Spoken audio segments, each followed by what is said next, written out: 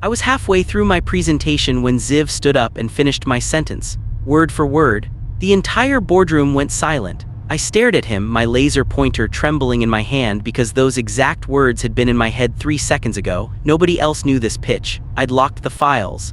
I'd worked alone in my apartment for months. Neural sync latency compensation through quantum entanglement, Ziv said smoothly, walking to the front. That's what Kai was about to explain. It's brilliant, really.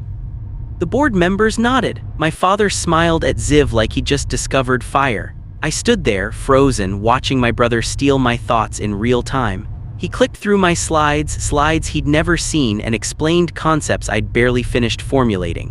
When he reached the conclusion, the room erupted in applause. My father clapped Ziv on the shoulder. Exceptional work, son. Nobody looked at me. I was invisible. That night, I sat in my car in the parking garage for 2 hours, replaying every moment. There was only one explanation, and it was impossible. Ziv had somehow been inside my head. Before we continue, if you're loving this story so far, please hit that subscribe button, share this with someone who needs to hear it, and drop a comment below. Also, let me know, where are you watching from? I love hearing from you all around the world. 3 days later, Ziv unveiled his revolutionary breakthrough at the annual Tech Summit. I watched from the back of the auditorium as he presented my neurointerface prototype, the one I'd coded in my locked home lab as his own creation.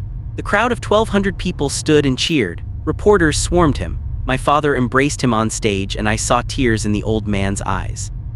I felt like I was drowning. My phone buzzed. It was Maya, my college roommate who now worked in our legal department. Are you seeing this? That's your work. I know, I typed back. How is he doing this? I didn't answer because I didn't know. But standing there, watching Ziv accept praise for something I'd bled over for 18 months, I made a decision. I was going to find out exactly what was happening, even if it destroyed me, even if it destroyed everything. That night, I started digging. If Ziv could read my thoughts, there had to be a trail. Technology leaves traces, people leave evidence. I just had to find it. Maya came over with her laptop and 3 energy drinks. We sat on my apartment floor, surrounded by system logs and access records. I'd pulled everything from the company servers, every login, every file transfer, every neural workspace sync.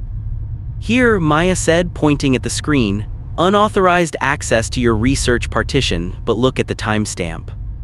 My stomach dropped. The access happened at 6:47 p.m. last Tuesday. I'd been having dinner with Ziv at that exact moment. I remembered because he'd paid and joked about me being broke. He couldn't have logged in, I said. He was sitting across from me. Unless someone else has his credentials, Maya suggested. But that didn't explain how he knew my exact words before I said them. It didn't explain how he'd navigated my file structure perfectly, pulling exactly what he needed. We dug deeper, more unauthorized entries, all of them during times when Ziv was physically near me. Then Maya gasped, Kai, look at this file name. It was buried in an encrypted partition I'd almost missed. Menti's 7 registry. My hands shook as I decrypted it. The file opened and I saw technical specifications for something that made my blood run cold. Implant 7 wasn't just an implant. It was a $10 million neural enhancer that used predictive behavioral modeling and microexpression analysis to anticipate decisions 30 seconds before they happened. The technical documentation read like science fiction. Real-time thought mapping, emotional manipulation protocols, the kind of technology that had been banned internationally after the cognitive warfare trials. But the worst part was buried in the behavioral modification section. Empathy suppression and competitive drive amplification weren't bugs, they were features. The implant was designed to create operators who could dominate negotiations without emotional interference. Maya read over my shoulder, this can't be real. I scrolled to the registered host ID section. My vision blurred. The name on the file was Ziv Donovan. Installation date, 8 years ago. He'd been enhanced since he was 19. Everything he'd ever accomplished, every brilliant insight, every charming smile, it was all algorithmically optimized. Your parents, Maya whispered, they had to know. I couldn't speak. I just sat there staring at the screen, understanding finally why I'd always felt like I was losing a race I didn't know I was running. Ziv hadn't just been given advantages, he'd been turned into a weapon, and I'd been the target. I confronted my father in his study. He didn't even look surprised. He just poured himself whiskey and gestured for me to sit. I stayed standing. "How long have you known?" I asked. "Since the beginning," he said calmly. "We needed to secure the Donovan legacy, Kai. You were brilliant but unstable, emotionally volatile. Ziv needed assistance to keep up with you intellectually. We thought if we balanced you both, the company would thrive." Balanced, I felt like I was going to be sick. You turned him into a mind-reading machine. "We enhanced him, there's a difference." My father swirled his drink. "And we monitored you, made sure your emotional tendencies didn't compromise the business. It was strategic." "You were planning to do the same thing to me," I said. "The compliance protocols." I found the files. For the first time, something flickered in his eyes, not guilt, annoyance. "You weren't supposed to find those." I realized then that my father didn't see sons, he saw assets, investments. Ziv was the one that paid off. I was the one that needed correction. I walked out without another word, knowing I could never come back to this house as his son again. My mother found me packing my apartment at 2 a.m. She looked smaller than I remembered, her hands shaking as she stood in my doorway. "Your father told me you know," she said quietly. "Did you ever plan to tell me?" She came inside, closing the door. It was supposed to be temporary, just until Ziv adjusted to the family. He was so insecure when we first adopted him. "Your father thought the enhancement would give him confidence." Her voice cracked. "Then it became about the company, then about Ziv's stability. We couldn't turn it off without risking brain damage." "You've been renewing an illegal license for 8 years, I said. "I know," she was crying now. "I kept telling myself we'd find a way to remove it safely, that we'd fix this. But your father kept saying one more year, one more product launch, one more." "Does Ziv know?" She nodded. "He found out 2 years ago. He was horrified at first, but the implant, it changes how you process guilt. He convinced himself it was necessary." I zipped my bag. "Stay away from me, both of you. Kai, please, if this gets out, it'll destroy us." "Good," I said, and I meant it. The next board meeting was torture. I watched Ziv intercept every point I tried to make. He'd smile sympathetically and rephrase my ideas as if he was helping me articulate them better. The board members nodded along, grateful for his clarity. Even Maya, sitting 3 seats down, looked uncomfortable but said nothing. She couldn't, not without proof, not without destroying her own career. After the meeting, Ziv pulled me aside. His expression was concerned, gentle even. "You seem off lately, everything okay?" I wanted to scream. I wanted to tell him I knew everything, but his eyes were so sincere, so worried. For a moment, I almost believed he didn't understand what he was doing to me. "I'm fine," I said. "Maybe you should take some time off, recharge. You've been pushing yourself hard." He squeezed my shoulder. "I can cover your projects." Of course he could. He already knew everything I was working on. He could read it off my face before I even opened my mouth. I pulled away and walked out, my hands clenched so tight my nails drew blood. That was the moment I decided. I wasn't just leaving. I was disappearing. And then I was coming back as someone he couldn't read. I quit the next day, no 2 weeks notice, no explanation. I just sent a 1-line email and deleted every company account. My father called 17 times. I blocked his number. Ziv sent dozens of messages. "Are you okay? Dad's worried, please just talk to me." I didn't respond. Instead, I erased myself. I shut down every social media account, every neural signature registry, every digital footprint. I moved into a basement sublet in the industrial district and paid cash for everything. No credit cards, no location tracking, no patterns for MENTIS 7 to analyze. Maya was the only person who knew where I was. She came by on the 3rd night with takeout and her laptop. "I'm in," she said, "whatever you're planning." "I'm going to destroy them," I told her, "all of them." She didn't flinch. "Good, tell me what you need." For the first time in weeks, I felt something other than rage. I felt hope. Ziv couldn't read what he couldn't find, and now that I was invisible, I could finally think clearly. I pulled out the blueprints I'd been sketching. "We're going to build a counterweapon." Maya looked at the designs and smiled. "Let's burn it all down." The abandoned quantum lab was perfect. It had been seized in a corporate fraud case 5 years ago and left to rot. No security, no surveillance, just empty rooms and dusty equipment that still worked if you knew how to fix it. Maya and I spent 3 weeks building Orion. The name stood for Operational Response and Interference Overlay Network, but really it was simpler than that. Orion was an AI shield. It analyzed my neural patterns and generated white noise interference that made my thoughts unpredictable. More importantly, it could detect MENTIS-7 scanning pulses and trace them. The first time I activated it, the relief was overwhelming. It felt like someone had been screaming in my ear for years and suddenly went silent. My thoughts were my own again. I could think without wondering if Ziv was listening. "It's working," Maya said, watching the readouts. "You're completely dark to external scanning." I leaned back in my chair and really breathed. Now we find out exactly what they did to me. Orion started pulling data from Donovan Neural Systems' hidden servers. Files my family thought were buried, records they'd encrypted and forgotten, and what we found was worse than I'd imagined. Under my alias, the Null Prince, I moved through company systems like a ghost. Orion had cracked their encryption and now I had access to everything. Archive files dating back 12 years, internal memos, secret project logs.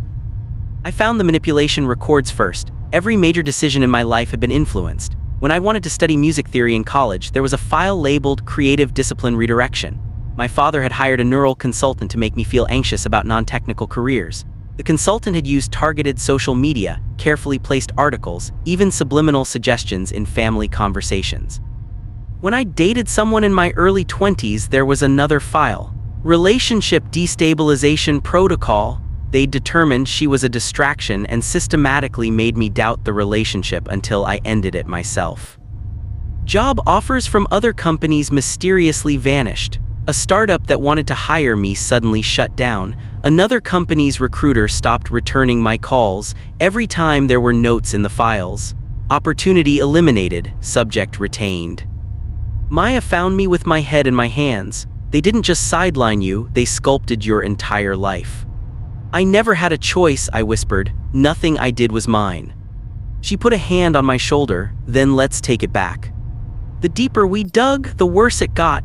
MENTIS-7 wasn't Ziv's first enhancement. He'd had neural modifications since he was 12 years old, graduated augmentations, each one more invasive than the last.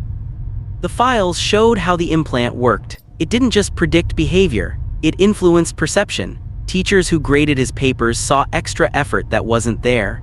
Friends felt naturally drawn to him through subconscious microexpression adjustment. Even his facial movements were optimized to maximize trust and lickability. But there was a file that made me stop breathing. A medical report from 3 years ago.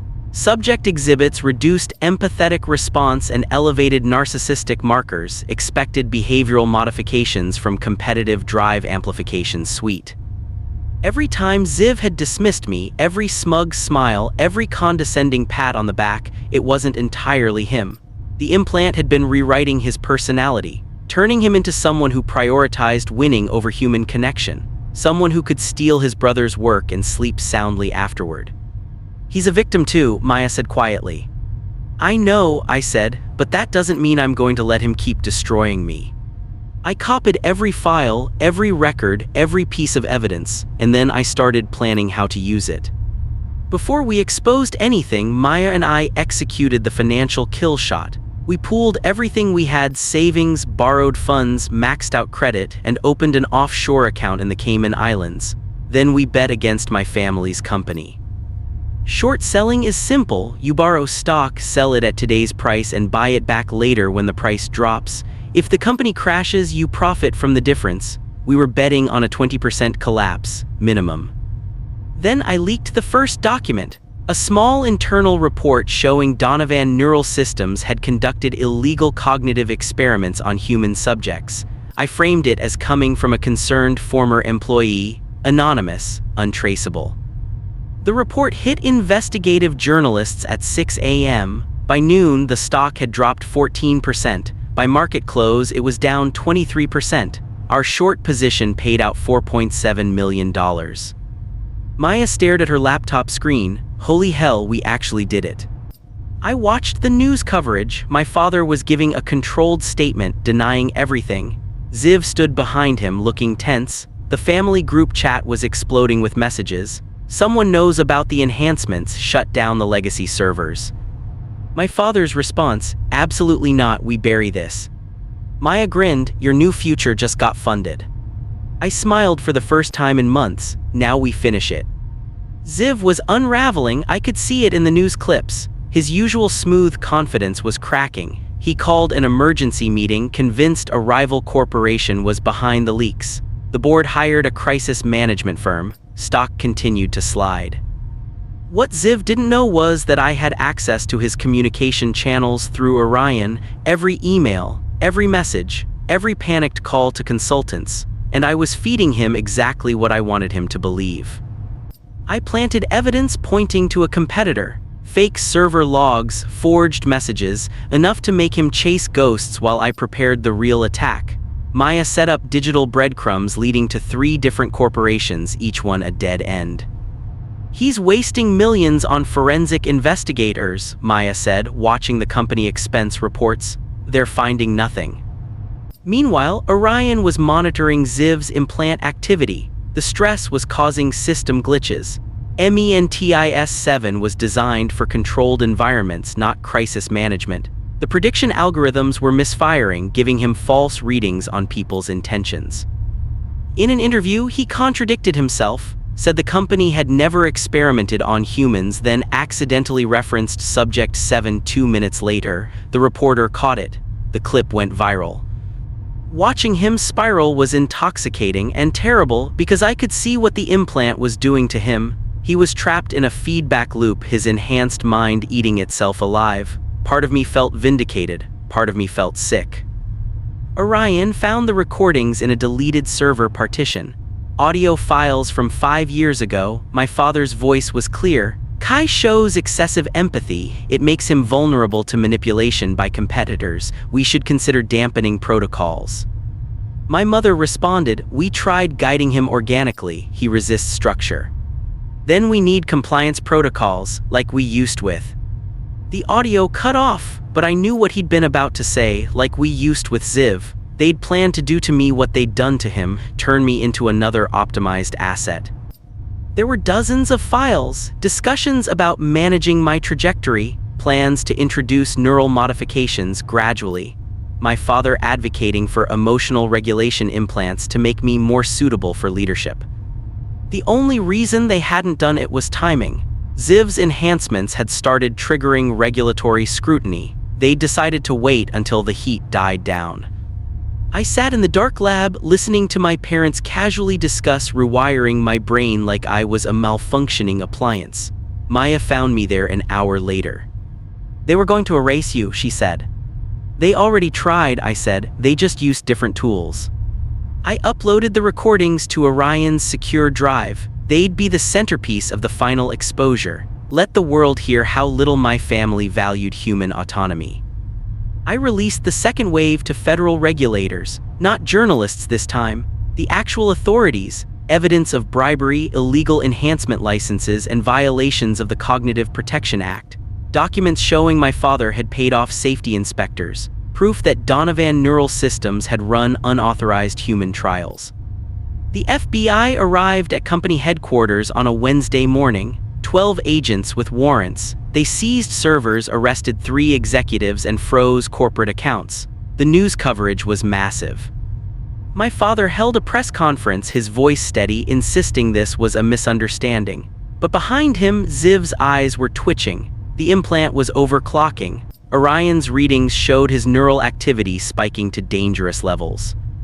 That night, Ziv made his first major public mistake. In a live interview, he tried to use the implant to manipulate the reporter's emotional response. But MENTIS 7 miscalculated. The reporter saw right through him and the interview became hostile. Ziv stammered, hesitated, his perfect composure shattered on camera.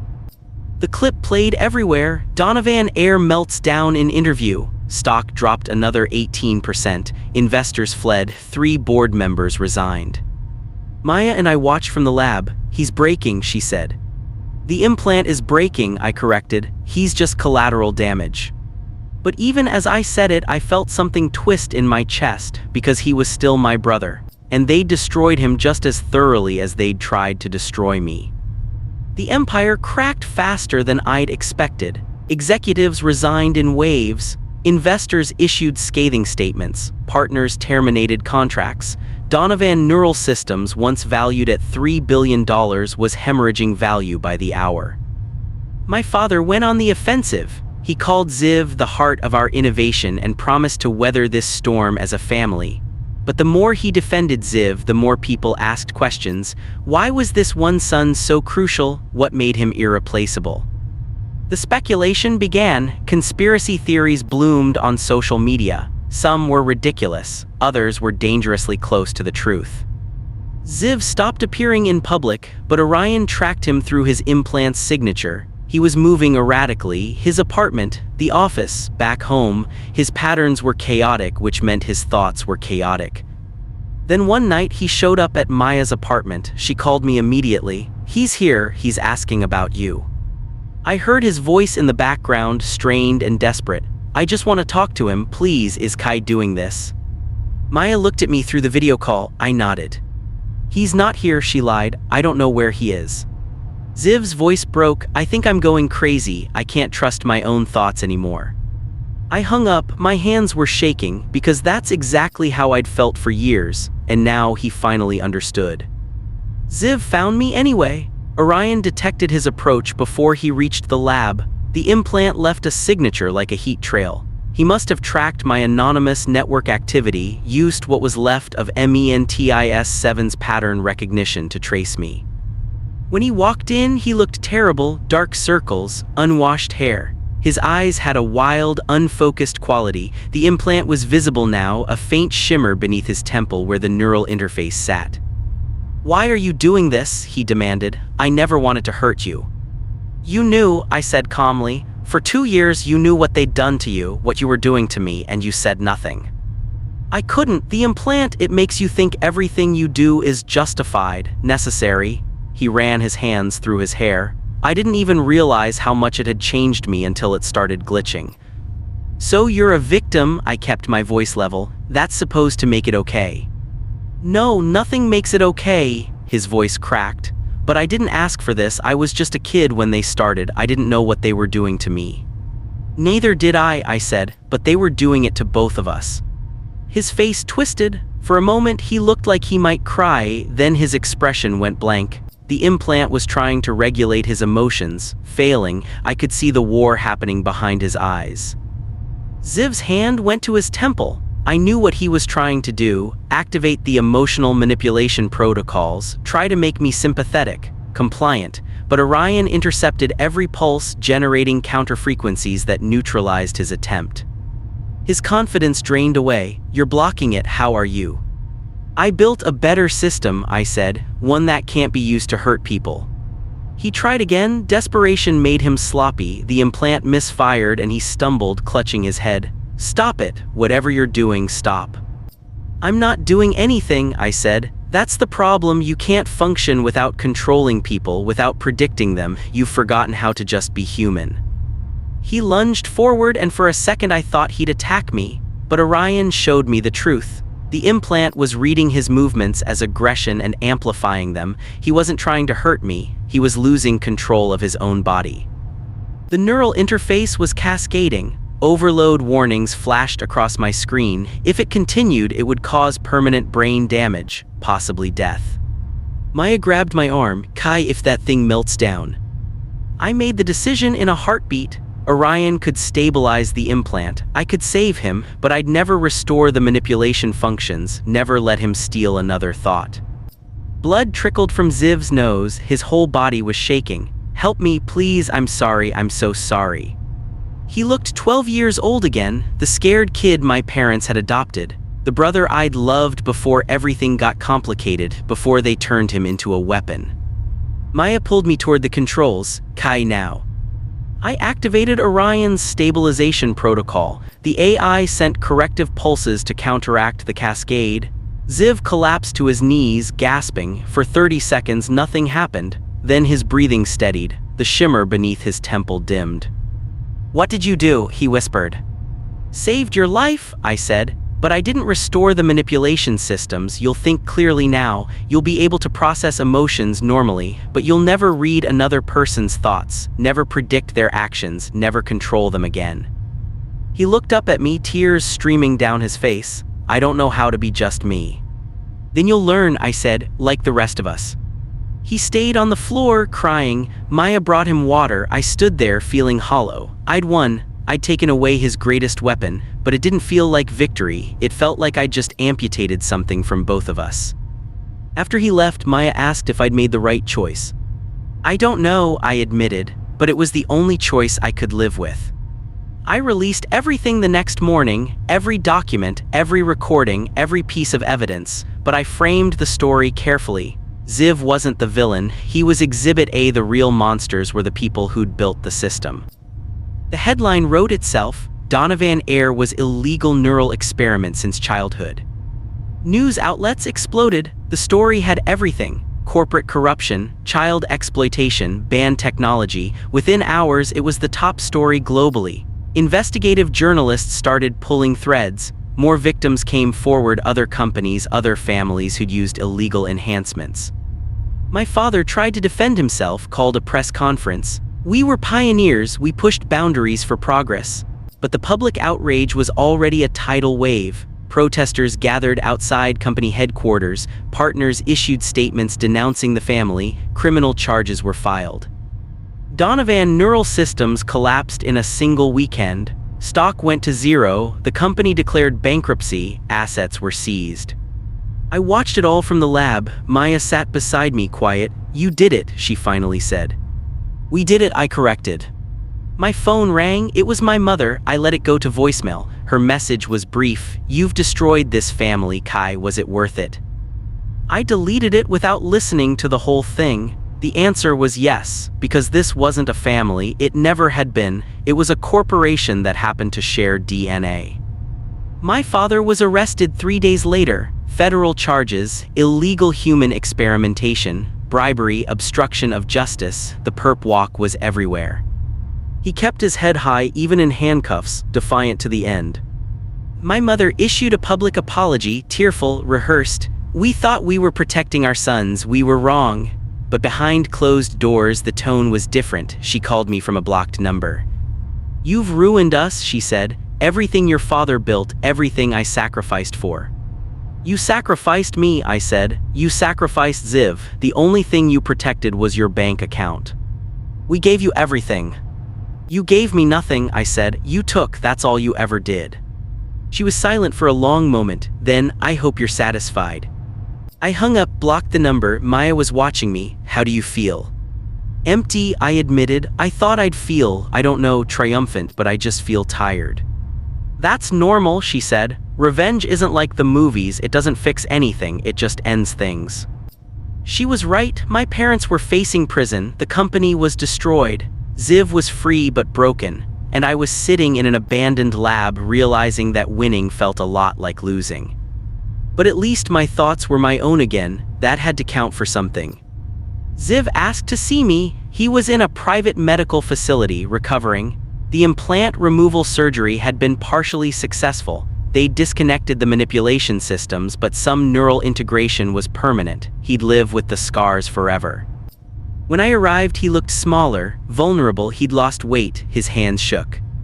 I can't remember which thoughts were mine, he said quietly, and which ones were generated. I've been trying to trace back my memories, figure out what I actually felt versus what the implant made me feel, but it's all mixed together. I sat down across from him. I'm sorry. Don't be, you saved me. He looked at his hands. I'm starting to remember things before the enhancements. I was so scared all the time, scared I wasn't good enough, that they'd send me back. The implant made that fear go away, but it made everything else go away too. What will you do now? I asked. I don't know, learn who I am, I guess, for the first time. He met my eyes. I know we can't be brothers again, not like before, but maybe someday. Maybe, I said, but not now. He nodded, accepted it. I stood to leave and he called after me. Thank you for not letting me die. You're welcome, I said and meant it.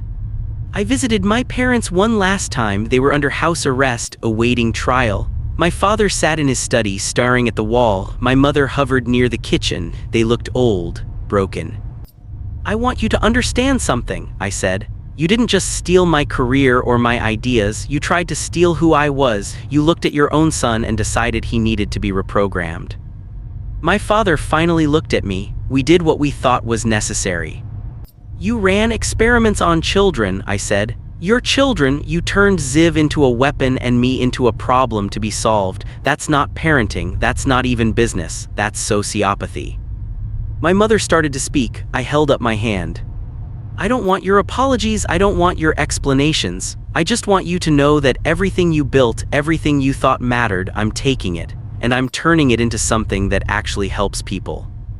My father's expression hardened. You don't have the skill. You're right, I said. I have something better, I have a conscience. I walked out, didn't look back. Maya was waiting in the car. How do you feel? Free, I said, and I was surprised to realize it was true.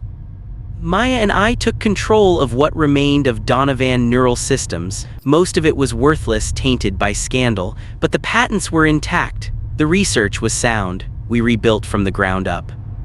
The new company was called Sentinel Neural. Our mission was simple: neural interfaces that enhanced without controlling, that assisted without manipulating. Every piece of code was open source. Every protocol was transparent. We invited oversight. Orion became the foundation, an AI designed to protect users from manipulation rather than enable it. Within 6 months, we had contracts with universities and hospitals. Within a year, we were profitable. The money from the short sale funded everything. Blood money, maybe, but we were using it to stop other families from doing what mine had done. Some nights I still wondered if my thoughts were fully mine, if there was some hidden influence I couldn't detect.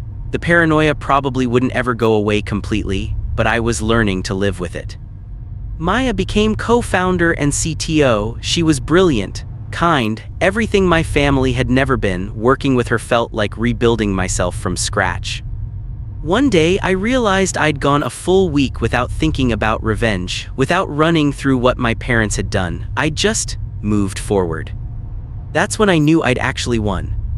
The Global Neural Ethics Summit was held in Geneva. 2,000 attendees, scientists, ethicists, policymakers. I stood backstage watching the crowd file in and felt something I hadn't expected: peace.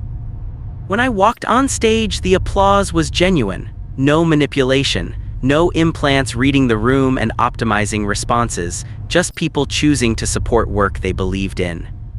I announced Sentinel's transparency framework: open-source neural interfaces, mandatory safety reviews, user consent protocols that actually meant something. The kind of standards that would have prevented what happened to Ziv, what almost happened to me.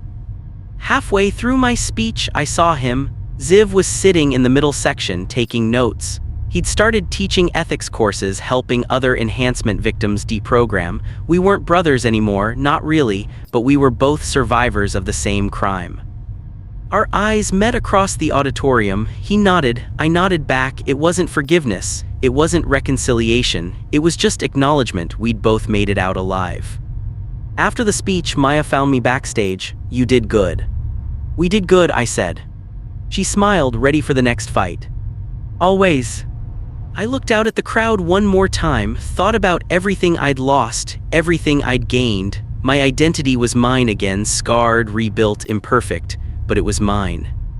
I didn't just take back my life, I took back my mind, and nobody was ever taking it again.